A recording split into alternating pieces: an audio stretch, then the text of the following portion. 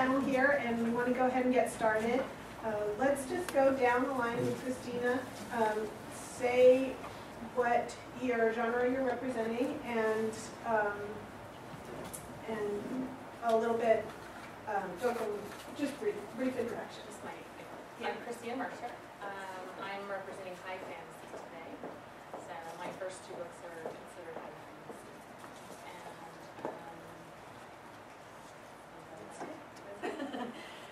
I'm Angelica Jackson, and I'm representing urban fantasy today. That's what genre my first published book is. And I'm Jessica Taylor. I'm representing magical realism. My first magical realism book is coming out next October from Egmont. It's called Wandering Wild. And the cover is beautiful, but she can't show it yet, so it's not here. I'm Heather Marie. I write dark paranormal, or I write a lot of anything horror related. The book that I'm here for is Gateway to the Cave, but the one that got my agent is like a haunted mansion type, so a little bit everywhere in the dark paranormal. Okay, thank you. Let's start with the first question. How does your genre, the genre you're representing today, how does it differ from others in the fantasy realm? Anybody want to start off with that? How does it differ? Yeah, how is it? That's hard to say because I don't want to say that my book is different or the one that's going to break the mold as far as dark paranormal, but I know that the idea of a gateway or a person who takes in the dead by allowing them to walk through them is kind of a unique idea, I would say, and as I've been told, so I guess I could say that's probably the most unique part of it.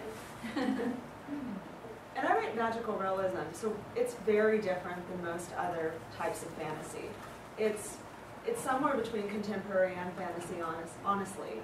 It's usually a contemporary world with one very small element that is magical. Usually it leaves room for the possibility that nothing fantasy related was even happening, but it also leaves room for the idea that something fantasy related actually was happening.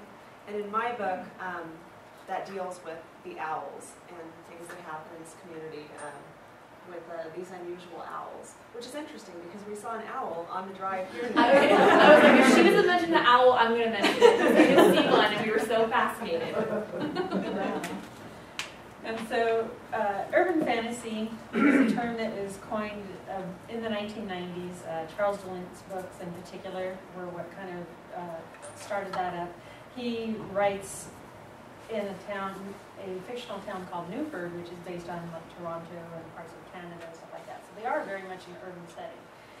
Since then, urban fiction has kind of expanded to other settings outside of the city, but they still are generally taking place in contemporary or modern times.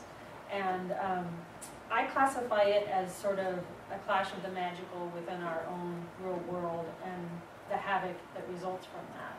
So it's a little bit different from magical realism in that I think a lot of the magic in magical realism is treated as part of the general world, whereas in urban fantasy, it's like, you know, everyone else lives their normal life, but this one person, happens to stumble into fairy or otherwise encounter some kind of magical creature in their real everyday life. So I think that's how I would kind of classify urban fantasy. So high fantasy is sort of that traditional sword and sorcery a lot of times type of fantasy. Probably what distinguishes it tends to be in a fictionalized world which can be inspired or sort of parallel our own world and oftentimes our ancient world, medieval times as a typical setting. High fantasy can also have an epic quality to its setting and its theme, and where the character is dealing with an antagonist that isn't necessarily just their own demon, but it could be something affecting a broader land and more people. So it's the traditional fantasy with supernatural elements. You're getting a lot of those very magical creatures and then some new ones. And a lot of that comes from mythology, really. A lot of our fantasy is steeped in mythology. So for me, that's how I would define my I feel like I should have been more specific. It's such an amazing job. I'm like, oh, what did I do? Yeah, go No, honestly, I just think as I was thinking about it, everybody else was giving their amazing ideas on it, I thought, well, maybe, for me, dark paranormal, when I think about it, I think it's a way of battling also the darker side of who we are as people, because there are a lot of things, like my character, Aiden, has a lot of a battle between himself and this other part of him is a little bit darker, it's a little bit, it just, I guess that's just how I always see it. That's how my books always are, is like that main character always has a conflict, an inner conflict they're trying to, and that's being made into like the whole world of like. And there's a lot of overlap between urban fantasy and paranormal in particular. Yeah. Even in bookstores and stuff, you'll see like paranormal romance and urban fantasy and stuff like that kind of lumped together. Yeah, exactly. Okay, so we have your author journeys that you guys are welcome to have copies of during the break or after. But real quickly, just tell us which publishing road you traveled, whether it was self-publishing, traditional, or kind of a mix of the two. Just real quick. Boy, very non-traditional publishing route for me. So started out pursuing the traditional route and ended up in a much more non-traditional route through a collective of authors and freelancers, and we all worked together to get our books published. I would describe mine as roundabout. I know that's not on your list of choices. Yes, that's fine. But I did start out the traditional submitting to agents and things like that with my first book, and got lots of interest, but no agent out of it. And so by the time I submitted Crow's Rest, I already knew there was a much smaller number of agents that I was even going to submit to. And at that point, it would have been completely foreseeable for me to self-publish it at that point. I sort of fell into the relationship with an editor at Spencer Hill Press, so that's how I ended up with a small press and a traditional publishing deal. My path was as traditional can be. I queried agents, was offered representation. We went on sub with the book. We ended up pulling that book when I wrote my second one, and that one sold pretty soon after to Egmont, a traditional mid-sized publisher. Well, I guess mine's a little bit complicated because what I didn't have in this journey is that I had an agent. I had every intention to go traditional with my first submission, the first book I had with the submission process, and I ended up parting ways with her. So during that process, I ended up writing the Gateway through which they came, and then I sort of went a more, I guess, is it not still considered non-traditional than the way I went? Because I left her, but I still went with a smaller publisher down the road after many rejections from other agents, because paranormal and the kind of paranormal I write is a little bit, I guess they say it's not really that popular anymore, and so it was a little bit harder.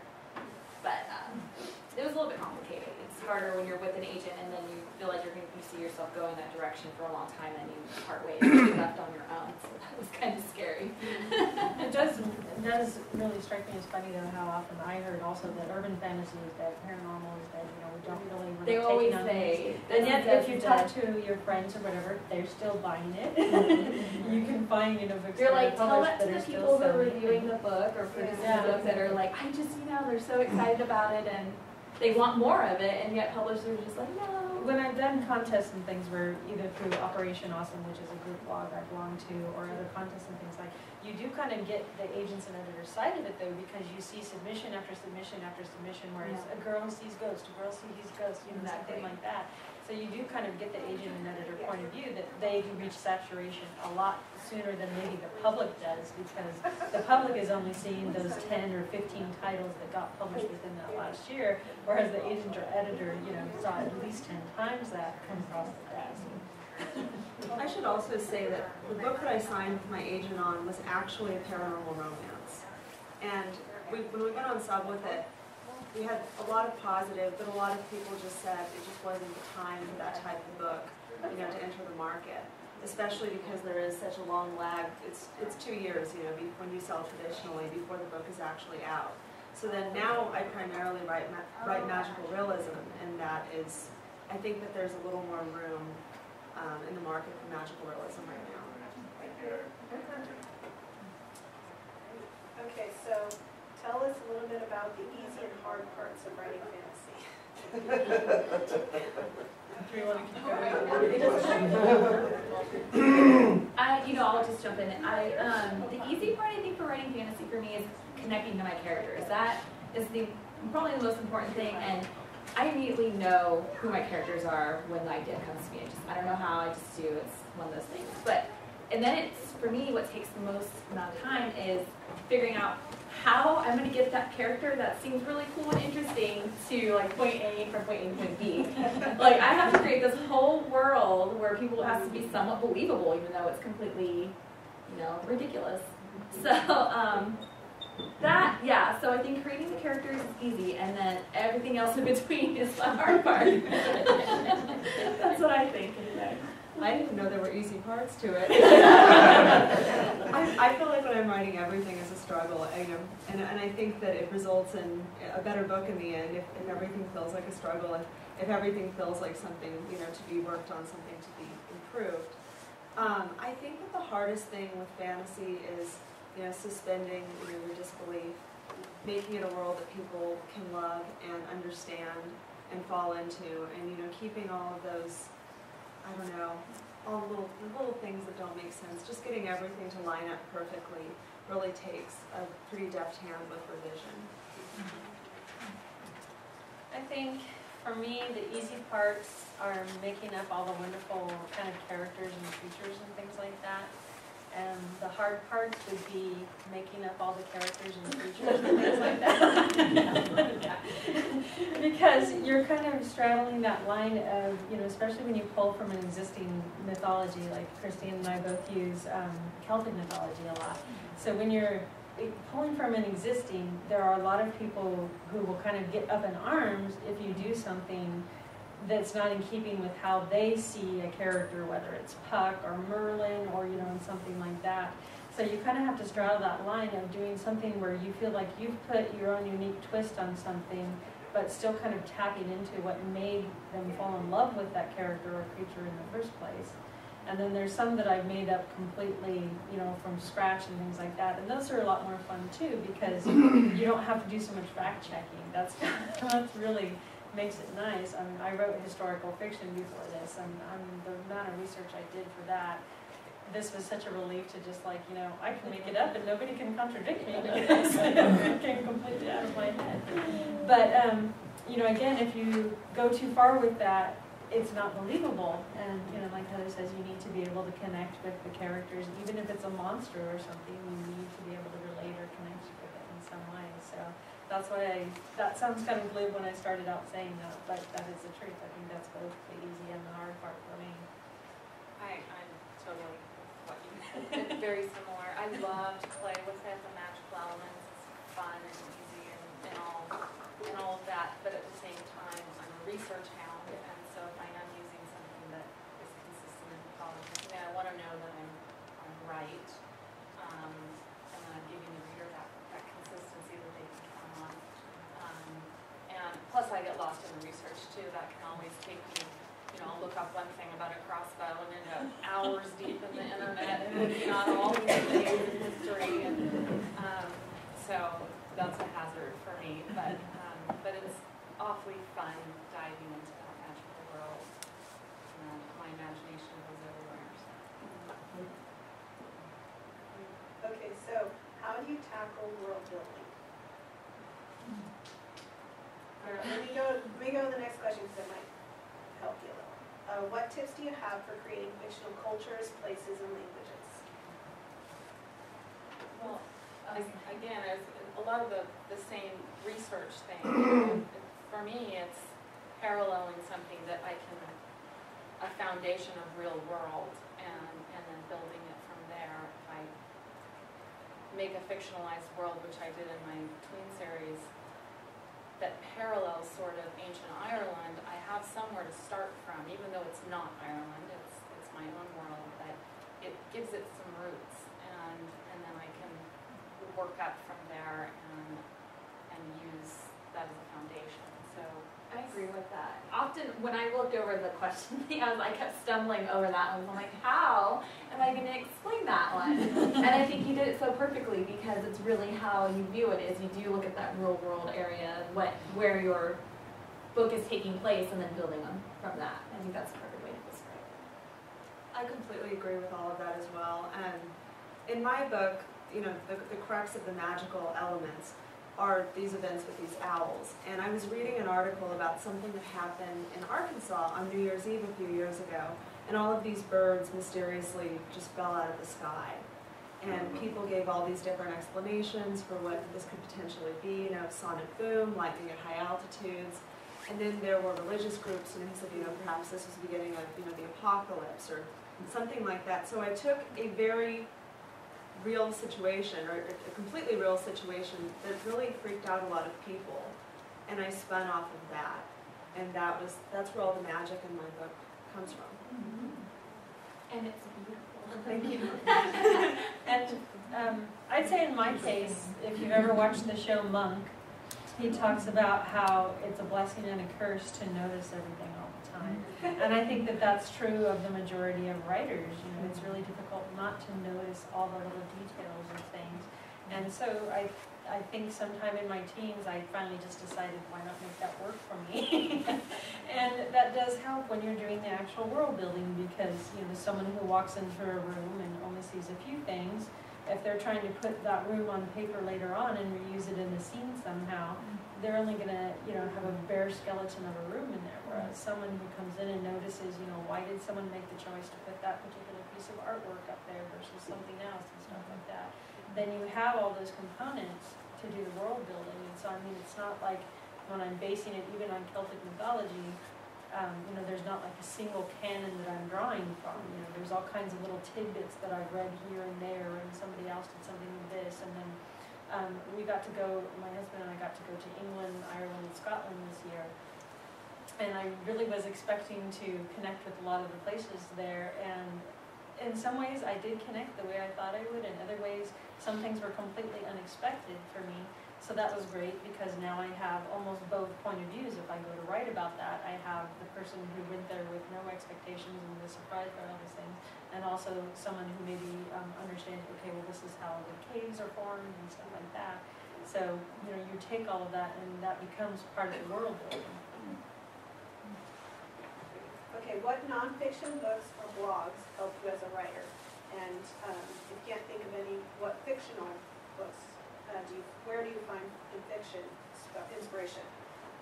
When I first started writing, actually when I really sat down and said to myself, I'm going to write a book, this is going to happen, I really still, no matter how much I had read in the past or at that moment, I still didn't know how to write one. I didn't know the proper punctuations, you know, there's still things that were I just wasn't sure about.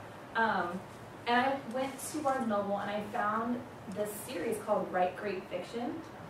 And it was what I love about it is that it's very simple. I mean, it's word for word, it's so easy to understand. There's not all this other background of why or whatever, like this. It just was straight to the point, and I need that. I need it to be, just tell me how to do it. I don't want to know all this other stuff, just tell me everything else, you know? The bullet points, and that's basically what this series does. It's a bullet point of every little thing that you need to understand and wrap your mind around in order to create something. And I picked up every single book I could out of that series, and it was amazing. Probably the best thing that I've done for my writing. So it's like the exact opposite of an MFA program. Yeah. Where you spend the entire semester on something. Exactly. I just was like, no, because on my attention, I can't pay attention that much to, nonfiction is very hard. I can't read nonfiction. So when I found these books, I was like, this is perfect. This is what I need.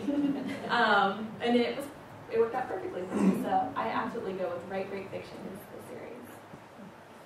I read so many books on writing, especially now, you know, because I think once you have a book, you know, coming out soon, it's like, you know, how do I improve? How do I keep getting better? So in the last year, I just started reading everything I can get my hands on. Mary Cole is an agent. It's Kole, and she has a great book on writing Kidlit. There's a specific chapter where she talks about how there's a scene in The Perks of Being a Wallflower where Charlie says, we were infinite, and how every YA book needs a similar scene like that. And I don't know, a lot of that book really spoke to me, and it's something that I continue to apply and continue to learn from. Cheryl Klein is another YA editor. She has a very good book. She worked on the Harry Potter series. She's with Scholastic. That's an excellent book. I also really recommend Save the Cat. It's a screenwriting book. Just the simple beats, just to learn how to plot out a book. It's really fantastic. And then I always say that Nathan Bransford, his blog taught me everything I know about the business. That's right, his blog. I did go to his blog a lot. I read a lot of different blogs, but if you don't want to take the time to read everything, that's a great resource. Bookmark his.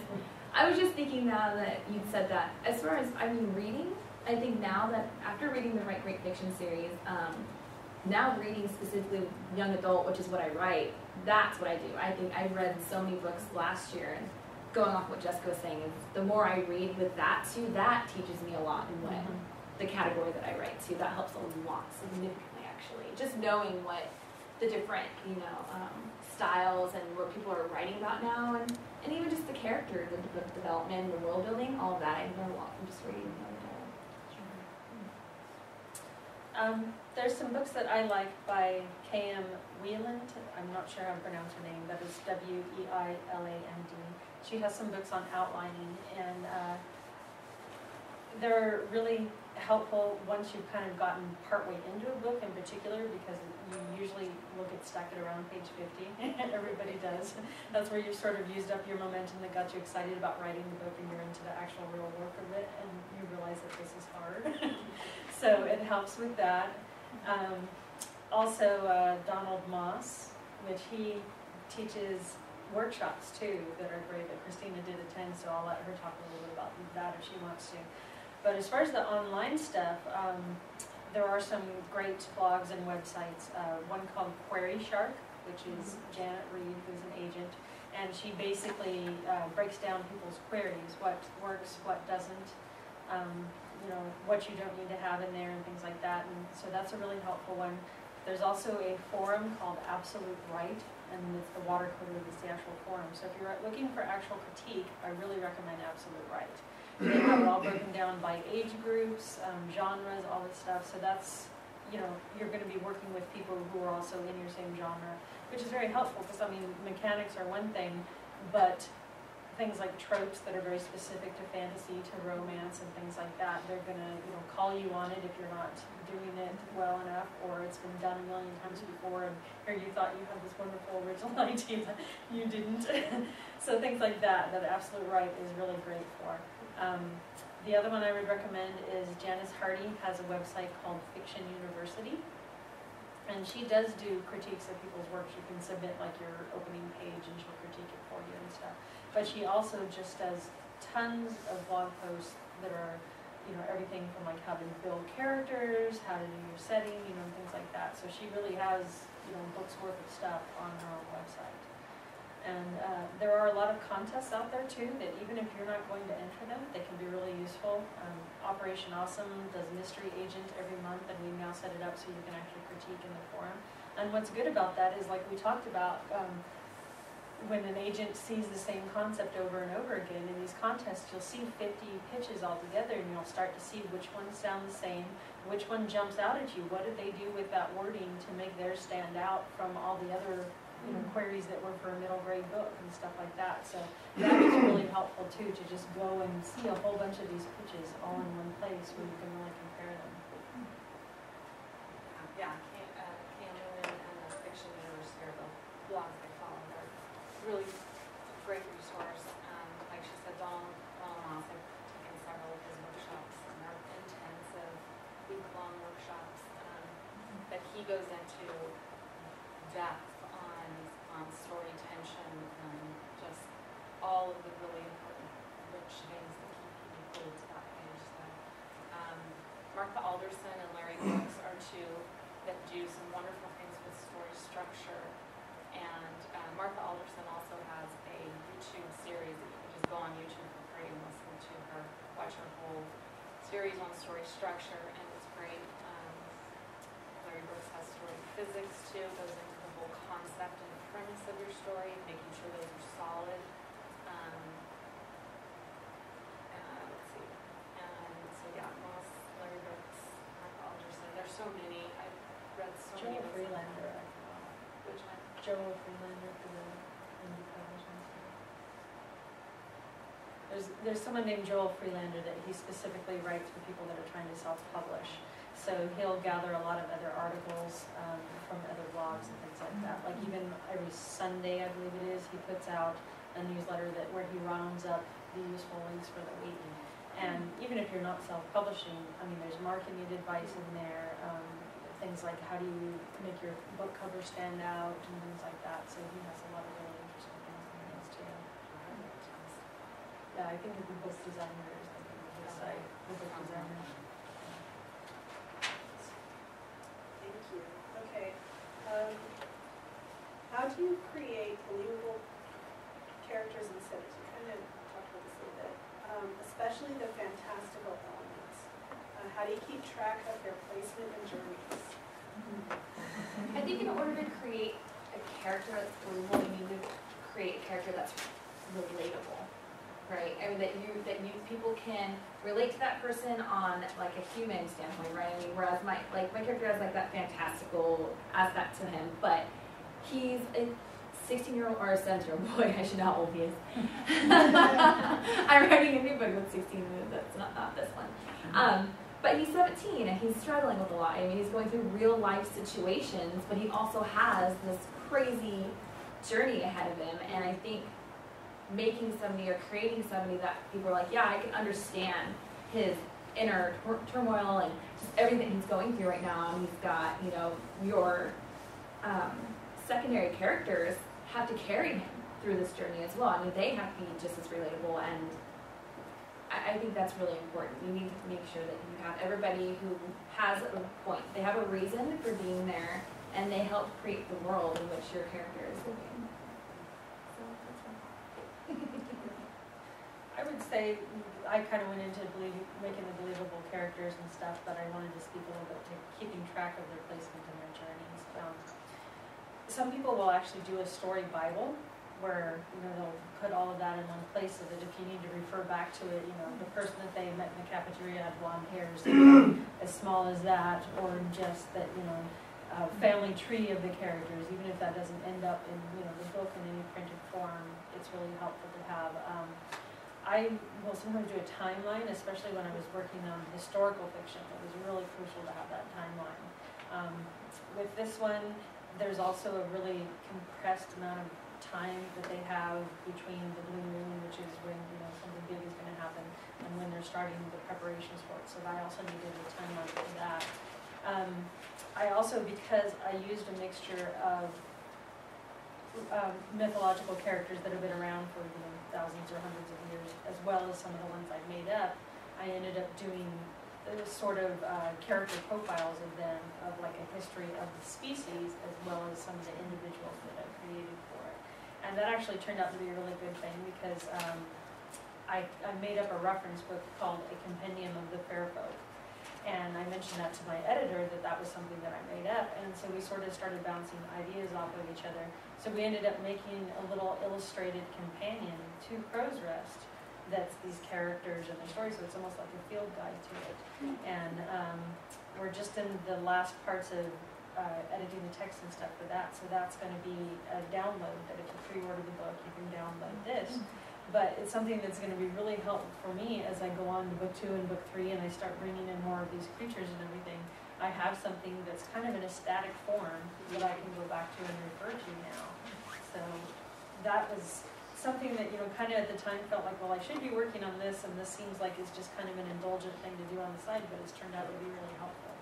And I think it'll, in the long run, make Crow's Rest richer to have this with it. It does help. And to go on that, I'm using Scrivener now. I wasn't using it in the first books, but I have hard copy files for these ones. But in Scrivener, I've got each character with the full description. I've got the timelines, the calendar, the backstory that might not even end up in the book, but if I have solid backstory in my head, it's going to come through consistently with that character and with that story throughout.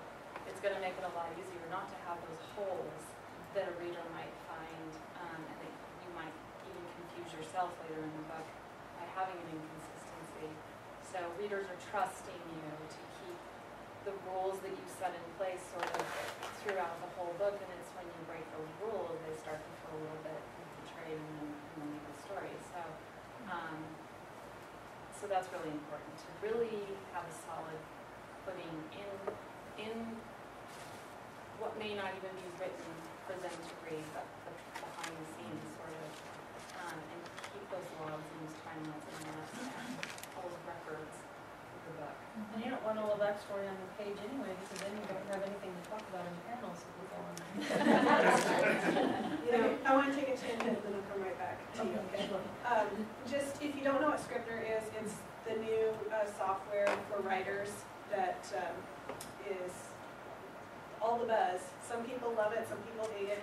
Most people love it because it keeps track of your scenes. It keeps track of your like if you write a scene out of order of what's going to actually go in the book, it'll keep track of that and you can put them in order. And so it's really helpful for most writers. Okay, go ahead, Jessica. Okay. Magical realism is a lot different from fantasy. In how you keep track of everything and just in the focus of the story. Most magical realism is really character-based. So that is usually, where you're focusing your lens, as a writer. So I don't know if my answer is going to be that helpful to a lot of you unless you want to write magical realism or understand it a little more. Go ahead, Jessica. Okay. Or, if you want to understand it a little more closely, you're just focused on this character, and everything that happens fantasy-wise is secondary. Usually the magical realism is not part of the plot. Usually the plot is also based on the character and the character's journey. It's much more internal, especially my book is a little more literary, so it's kind of like that element on crack. So it's very, very character-based. So what I do usually is, at the very end, that is when I'm trying to tie everything together. I guess that's what a lot of writers probably do. But in my situation, my book had already sold to my editor when she was looking at the way that the owls functioned in the book and the way that the fantasy melded with everything else. And she pointed out that was the thread that kept getting lost. And I think with a lot of other fantasy writers, it's the character is the thread that keeps getting lost. So that is one way that it's a little bit different. But I do, with everything that I write a lot, just like Christina was saying, that just doesn't make it into the book. Like I'll sit down and do exercises where I'll write 10 single-space pages just about something that I plan to never use for the book. And a lot of times I learn a lot. I think that it informs what actually does make it onto the page. And a lot of times there's little paragraphs and things and little turns of phrase that I do end up pulling from those sections.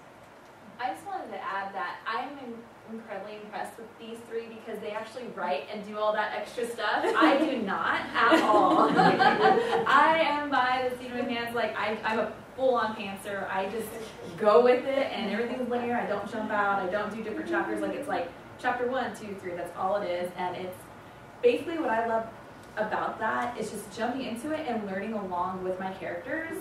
Who they are, what the motive or like the moral of the story is, and just learning along with them for me is the best part. And I think just when I try to map it out and plan for what's going to happen, it ruins it for me. I don't like knowing what's going to happen. I want to just figure it out as I go along. And so, of course, that does make for a lot of extra work later, but it's fun work.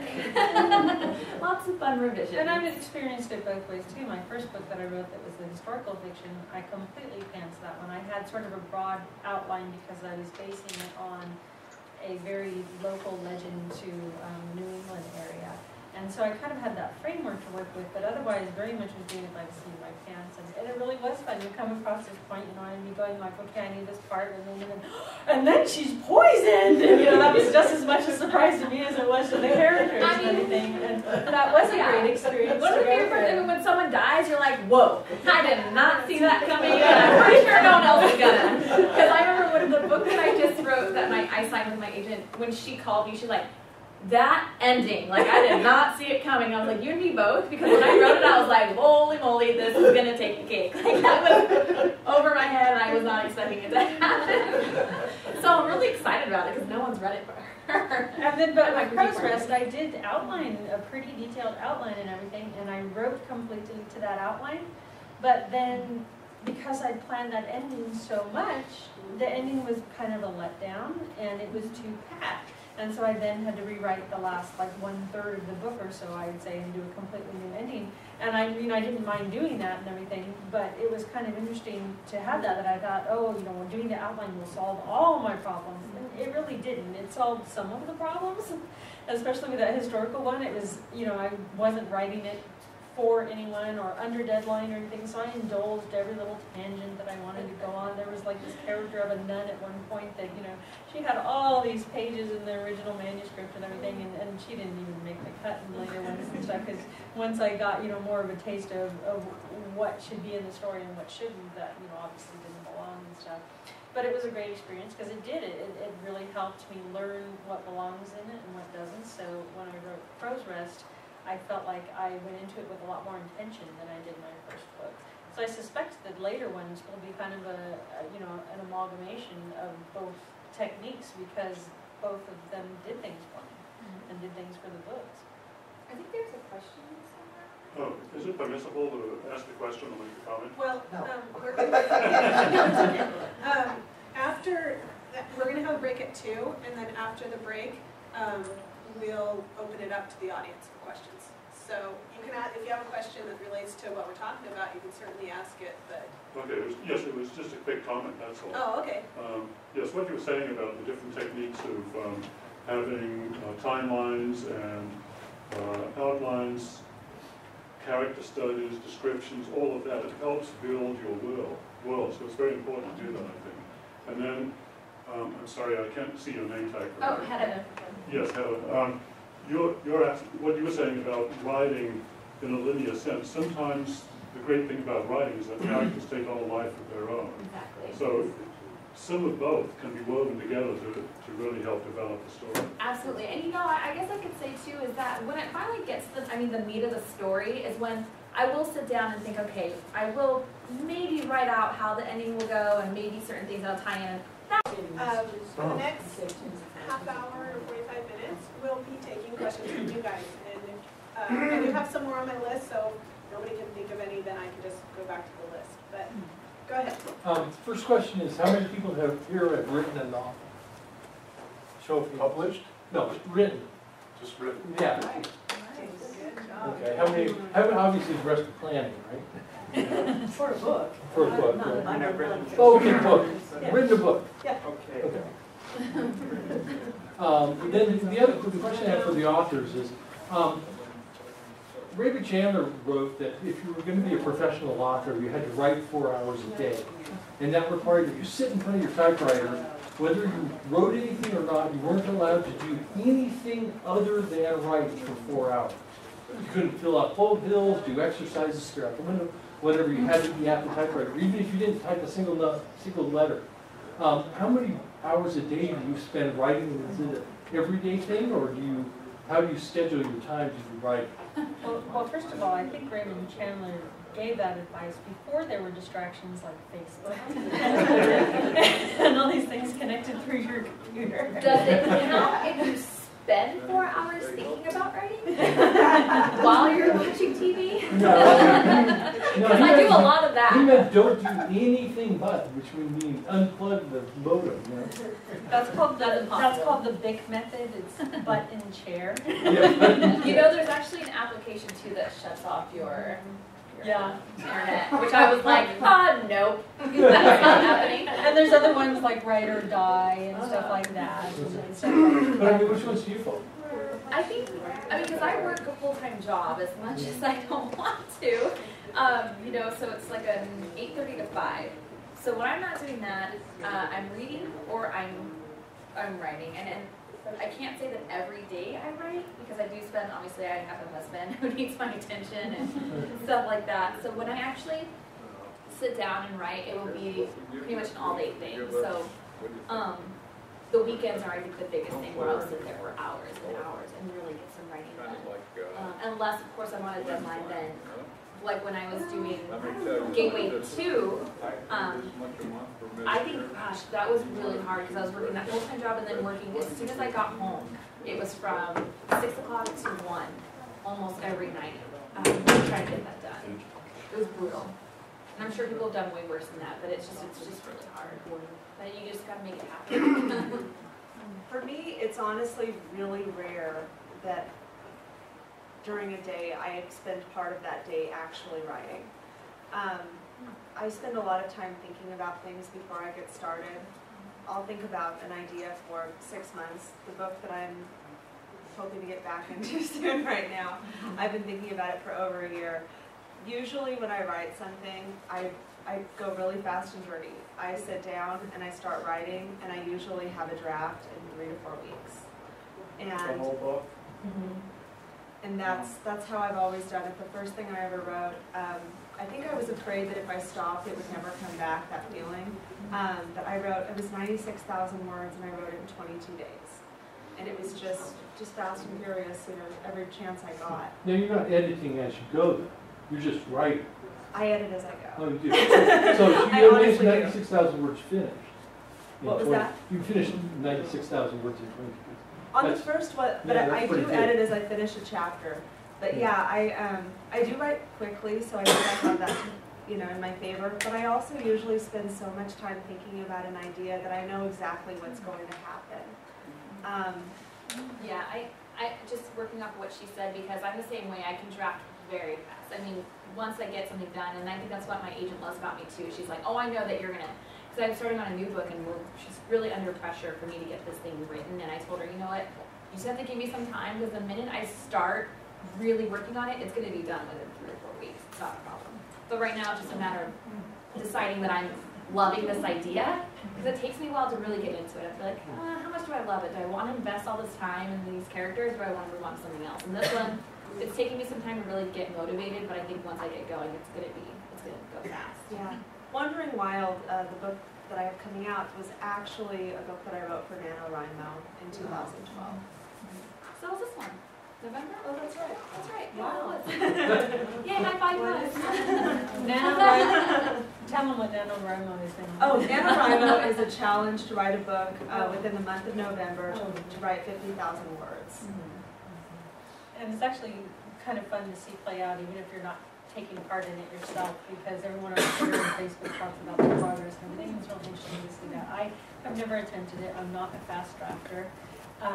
I tend to do better with my writing if I have a routine to get into. So Monday, Wednesday, Friday mornings, I have commitments down the hill.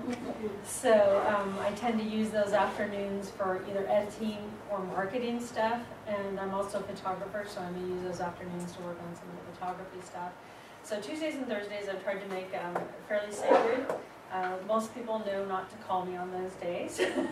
Every once in a while, one of my family members will still call me on that day, but for the most part, they know to wait at least until the evening. And so if I have that good 5 or 6 hours of a chunk of time to work, I can work completely differently than when I only have an hour and stuff. So I get different tasks done.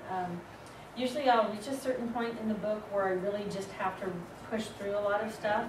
And I'm not a person who does well on like a writer retreat somewhere else, because I have all my reference materials at home and I'm working at home and things like that. So what works better is to send my husband on a trip and then have sort of a writer's retreat at my own home, because then I don't have to, you know, like, okay, we're going to eat dinner at a certain time or whatever. We want more flexibility so I can work through if I'm really, you know, in the moment and stuff like that. So that seems to work really well for me. I have been working a lot more evenings and things, because even though my contract was only for Crow's Rest, they have the options on the rest of the books in the series. And so the second book, I'm theoretically supposed to be delivering a draft right when Crow's Rest comes out, so that's in May. And so I definitely am putting a lot of pressure on myself of, you know, getting this done and things like that. But, you know, evenings work out a little bit better because there's TV and stuff like that, so I don't feel like I'm, you know, neglecting my husband as much. It's a little bit like putting the toddler in front of the TV. Except for, of course, it's far more mature than that. And but that works because then I don't have that guilt, because that is the thing, is that when you're not writing, you're thinking constantly and feeling guilt about that you're not writing. And then when you are writing, you have all this guilt about all the other commitments that you feel like you're not meeting and things like that. So there's a constant pull with that, and it definitely plays into how you schedule your own writing and how much you're going to get done, because you can be distracted whether you're sitting at the computer or doing whatever. But I actually make a lot of breakthroughs for my plot, or maybe characters that are giving me trouble and stuff like that when I'm walking or gardening or doing something like that, where you're disengaging your brain. And for all I know, it's working very busily on its own. And so I make a lot of breakthroughs that way. Or the bathtub. I've had some great ideas in the bathtub too. And so all of my writing time is not necessarily spent in front of the computer. And actually really large chunks of time for me spent just sitting in front of the computer are detrimental to my writing process. Some of that is physical. My back will start to kind of speak up and get louder and louder the more I sit there, so I have to get up and move. But, I just really learned that if you try to force certain aspects of the writing, you don't end up with anything you like. So you do have to a certain extent, work with what you can do in that framework. Lots of distractions. I also have other work and family, and everything plays a role for a lot of us. So it's setting out chunks of time. I do good when I have a real good chunk of time, and then I can take a break. I like going on the whole weekend type thing and just doing nothing with that. But I write slowly, and I'm easily distracted by things like internet, so I have to shut things off and just stick to it. I do a lot of the same thing, though, thinking in my car ahead of time, or just when I'm doing other things, to sort of plot out in my head what this next chapter is going to look like. I've done NaNoWriMo before. I did it this year. I've never made the 50,000 mark. I'm happy with myself if I get to the 25,000 mark, because that, for me, is a lot with everything else I'm doing. So I did that this year. So I've got a 3/4 of the way draft on my next book done, which is nice. It's a great, and I've got the rest outlined. So, but it is challenging. Time management's a huge challenge, and I think everything's just so speeded up now with our technology, and we're expected to do so much more. So, but it's not going to write itself. So you absolutely have to make time for it if you want it to finish. So. It's like I've had 2 weeks off of work for the winter break, and I just started writing last night. And I go back to work on Monday. And my husband's like, that's not very good time management. And I was like, I just needed that time. I needed that break, because how often am I going to have 2 weeks off to do nothing? It was so amazing. And I needed that, because I was just so burnt out from writing. Not only was publishing this book in August last year, but to write 2 other books on top of that was I was so done. And so now I'm like, okay, gave myself 2 weeks, now it's a new year, I'll just start up again. So I don't think you should feel bad for giving yourself time either. I think more importantly, we need to focus on that as well as writers, balancing that healthy, being obsessed with writing, getting something done, and then just giving time for yourself. And deadlines in particular can be both simultaneously really motivating and also completely demoralizing when I give the exact same thing. Exactly. I made my publisher give me a deadline for the second book. I was like, you're going to have to give me a deadline or else I'm not going to get it done. And then sure enough, as it came, as it was getting closer and closer, I was like, oh my gosh, why did I tell them to do that? But it worked out. It worked out perfectly. Okay, question over there. That's when I'll have a little tiny bit of an outline. It comes into play at the very end when I really need to wrap it up with, not so nice bow, because my stories just don't end as pretty as some. And, but yeah, it really just takes off on its own thing, and then eventually you're like, well, maybe I need a little bit of like a method to this madness, because it can get kind of crazy. Well, I like working, it's like freedom within the boundaries. So Exactly. The big pillars are in place, but then within that, I want to play. Exactly. Yeah. And the characters taking a life on their own too. I think that is definitely something that only other writers understand. I went to lunch with a writer friend recently, and she was in town with her husband, so her husband came to lunch with us, but after about 5 or 10 minutes, you could really see his eyes glazing over. Of how long are they going to sit here and talk about these characters as if they were real people? I love that story, and this is totally going off topic because I drove 5 hours to meet my agent before we actually signed together because I was so terrified because the first one we parted ways. So my husband's like, well, I'm going with you. You're driving all this way. I have to go. So we went. It was me, the agent, and an author friend, and he was so bored. I mean, I felt so bad for him. He drove all that way, and so I was like, just keep giving him beers. Like, if you just drink the beer, you'll be fine. We're just talking here, you know? But it was a very interesting experience. He won't do that again, I'll tell you.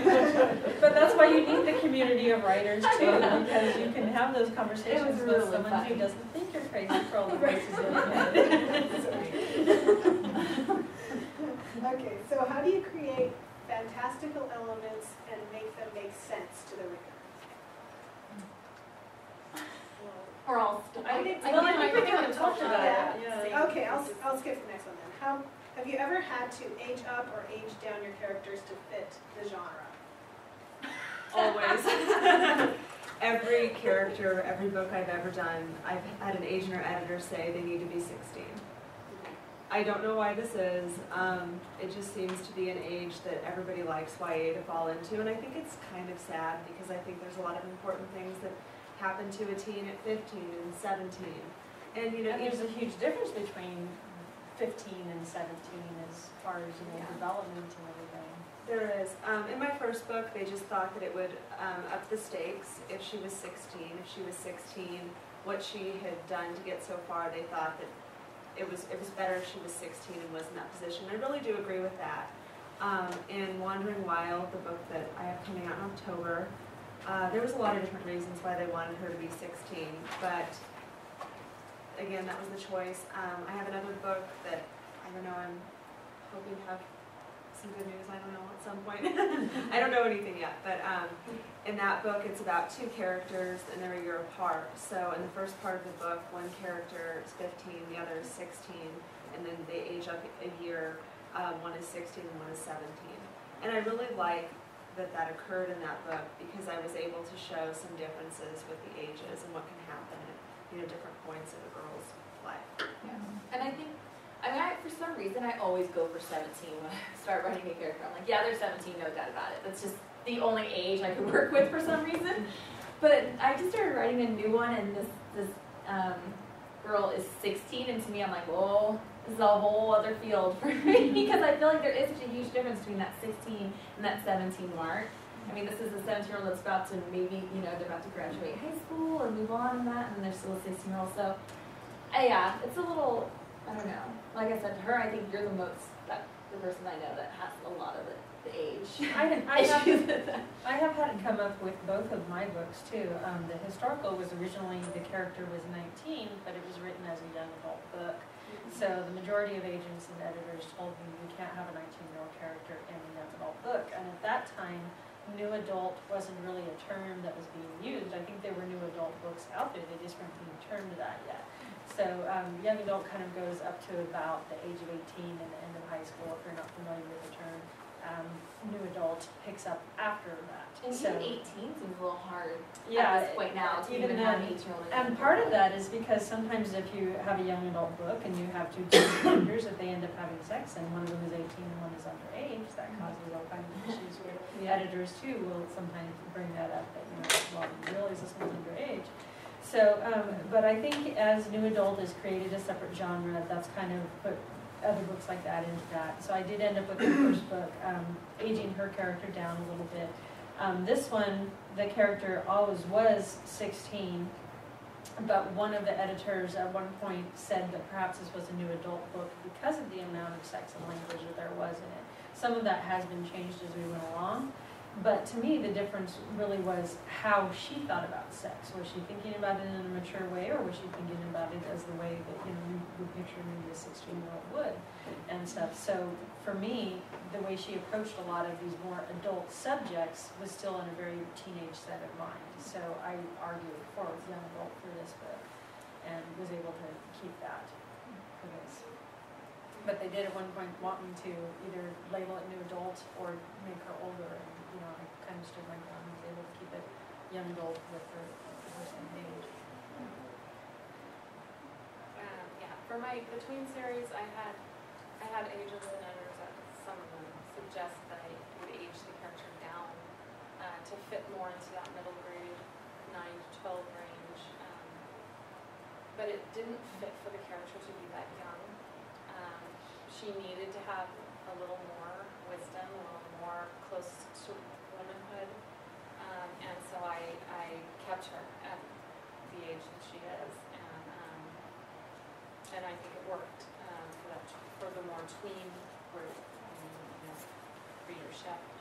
And then the Honey Queen, that's more urban fantasy, and that's a 17-year-old, definitely upper YA, mainly for the sexual themes. I decided to put her right on the edge there at that age. There's still some boundaries because of the underage, but then she wasn't a full adult yet either. I wanted to stay an adult film. There's all sorts of responsibilities that come with adulthood that, aren't fun to put into the adult books. Okay, so you talked about basing some of your places on real things and real places, but do you have any tips for actually using the names of real places in your books? I'm going to be honest with you, I don't know what the rules are for that. I mean, my character, Aiden, lives in Portland, and so I was using, and there is a religious background in this book. It's not, that wasn't my intent to be huge, but it is, and I was worried about using the name, for instance, like the private school and the church that this book is based around. So I made a personal choice to change it just in case it ever became an issue.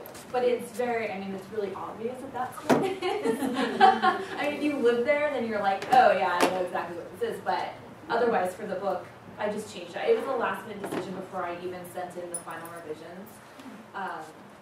Before I even signed with it, they asked me to do this huge revision before they actually signed on the book. That's when I decided, you know what, I'm gonna change it. But like I said, it was just a personal decision on that. And I did actually get some editor input on using like real places and things like that. And so part of Crow's Rest Crow's Rest itself is a town that's kind of pulled from things in Nevada City, Ione, Placerville. So it's still very much a foothills here in town, but it's got elements pulled from all of them. But Preston Castle in Ione does figure into it. And so I originally kept everything in Preston Castle, thinking that they've got a nonprofit foundation where they're trying to restore that building and stuff like that. So I thought try to give them a little bit more of a profile, and maybe that will help them. But the editor and I talked a little bit about that. I've changed some of the floor plan, I've changed some of the history of the place and stuff like that. So he said, in that case, we would be better to change the name. So I changed it to Warren Castle instead. And that is true because, like in particular at Preston Castle, there was a murder that was committed there of one of the housekeepers. And there's a lot of people who have kind of spread misinformation about that, and it's like almost built up its whole mythology. But a lot of people forget that she had family in Ione that are still in the area. And some of the stuff that comes up is really hurtful for them. Like they had an episode of Ghost Hunters that went out there, and one of the hosts of the show claims he was possessed by this woman's spirit, and he went off and did this very... That was Ghost Adventures. It was Ghost Adventures, okay. I'm obsessed with that show, so I know for a fact that's what it was. But so, he claimed that he was possessed by her spirit, and it was, for the show, it was very theatrical and, intention and, suspenseful and all this stuff like that. But, her family that was still in the area were really hurt by the way that was handled and stuff. So that was one of the reasons why I did decide to do that as a completely separate, made-up entity. But it's, again, like she said, it's not hard to figure out what I'm basing it on, and I did that part deliberately too. But yeah, going into just writing things as far as naming trademarks and different stuff like that, I'm a visual artist as well, so I thought I was really up on a lot of the copyright and things, and also with a little bit of a music background, things like public domain, I thought I had a good handle on that. But when we got to the closing notes of this, the editor called me on so many things, even things like I had changed the lyrics of the Hokey Pokey and put those in there, and they were close enough that they could not be considered a parody, and they were close enough that it would be fallen under the copyright, so I wasn't allowed to use them. And that was so frustrating because I had really kind of done it to be crucial to this one part of the chapter. So instead, I'm sort of making oblique references to the hokey pokey instead. But you do really have to pay attention to that, and that is something that even if you are opting to self-publish, that's something where an editor is really key, because that's their job to stay on top of all kinds of that stuff. And you know, I'm not going to pick up on every single instance of it, and so that was helpful with that. And then, like I mentioned, I made up a reference for the Compendium of the Fair Folk. I also used a real reference, which is the Encyclopedia of Fairies by Catherine Briggs, but changed a few things that, like, added entries that she supposedly had for the creatures that I made up. And so he said, you can't do that either. You had to keep everything that was completely made up into that Compendium of the Fair Folk instead of using a real reference. You can't say that they did something when it's going to affect the author of that one. There's a really good book on that called Getting Permission, which is all about the law of getting, quotes, what you have to pay for, who you have to contact, to get permissions to include things in your work. I had no idea that existed, but I'm really glad I know now. Yeah. That's amazing. Thank you for that. Yeah. And even just something like for the book trailer, I had a specific song that I wanted to use. And when I first approached the songwriter, she's a Scottish songwriter, she was kind of smaller then, and she was really open to using it. And then, it was a year and more later before I got the trailer going and got the book, far enough that we knew what was going to stay in it and stuff. And then when I approached her, she had since sold her licensing to somebody else, and so they did offer that I could use it for the fee of $1,500 for a 2-year license. And the trailer that we're going to see today that's mine cost me $3.80. So there's no way I was going to be able to budget in that $1,500. So keep that in mind when you're writing, because it can definitely save you money down the line, or even if it's not that they're going to fine you for using something without permission, if you have to print something up again because you have to take something out that you didn't have permission to use, that's going to cost you money down the line too. You're right. You just have to use real discretion. Big cities, Portland, for instance, things like that obviously are fine. They're big. But yeah, specific schools, I change names. And obviously in the high fantasy, you don't have to worry about that. Everything's fictionalized. But yeah, when you're dealing with specific things like that, or even, small cafes or something, you just change the names. Or songs were another one, because I had some, in Honey Queen I had some songs in there, and I changed everything. You can use titles, those are okay, but no lyrics, not even one single verse. Yeah, I had always thought it fell under fair use, that as long as you used only a snippet, but no. Yeah, you'd have to make forced mechanical rights, yeah. So all of it has to be made up or whatever. I always feel like as far as using places, I always feel like my books are better when I give myself a lot of room to add, fictional qualities to it. So I usually start with a place, and I change the name, and then I take huge liberties, so that it's usually completely unrecognizable in the end. I just feel like that usually results in a better story for me, but that's just me as a writer. I think that a lot of people do a very good job of using, something real and keeping it, as true to reality as can be. As far as, quotes and song lyrics and all of that, there are also different rules depending on what house you go through. Some editors, I have friends that have been allowed to use, 5 or 6 words from a song or something like that, and they didn't have to seek permission. I have a Kurt Vonnegut quote from Player Piano that's the epigraph to my book, and then it's referenced later. So I had to go through the process of contacting Random House, who owns the rights to Player Piano, and they gave me a really fair rate to use it. And you would think Vonnegut, you're really going to pay up for that. But I'll honestly tell you, they charged me $75, which I thought was well worth it. Yeah. Wow. It's pretty awesome. It's funny because Gateway takes place in Portland, like I said, and my editor actually lives there. So it worked out perfectly because she's just like, oh no, these flowers wouldn't be here. Or, you know, like, oh no, the weather wouldn't be this around this certain time or whatever. And I'd be like, okay, well, that's awesome. Because now I've had people email me like, have you ever been to Portland? Because your book really, I mean, that's exactly what it's like. And I was like, thank goodness for my editor. Because she made me like do my own research. Like she actually was saying like, you need to look into this. And I was like, okay, well can't you just tell me? You know? She's like, no, I want you to do the work. So, but it was pretty awesome. Okay, one more question, and then we'll have the break. What are your strengths as a writer? Just list one. I'm gonna go with dialogue. I don't know why I say that. I think it's because I used to be so bad at it, and she knows. She's read. She's improved a lot. Okay. That's a nice way to put it. Because she's read my earlier stuff, and my dialogue now, I feel like it comes so naturally to me. When before I struggled with it, it was just I was like, do I have to put dialogue here? But now I love writing dialogue, and I think I can honestly say that I'm strong with that. I'd say character is probably my biggest strength. I get really wrapped up in my characters and their worlds. I was driving somewhere the other day, and I was just thinking about this character that I want to write in a book, and I started thinking about his whole family, and you know that he had a grandfather who was an endocrinologist, and he had an aunt who was an exotic dancer, and I started thinking about there's a good reason, but I start thinking about their whole world, and I do that a lot before I even sit down to write, and even these things that may not ever make it into the book that I know about the character, I think that it's just where my mind naturally goes, and I think that that's why character is what I would call my biggest strength. I would say that my current strength actually took me a while to not necessarily develop, but to recognize.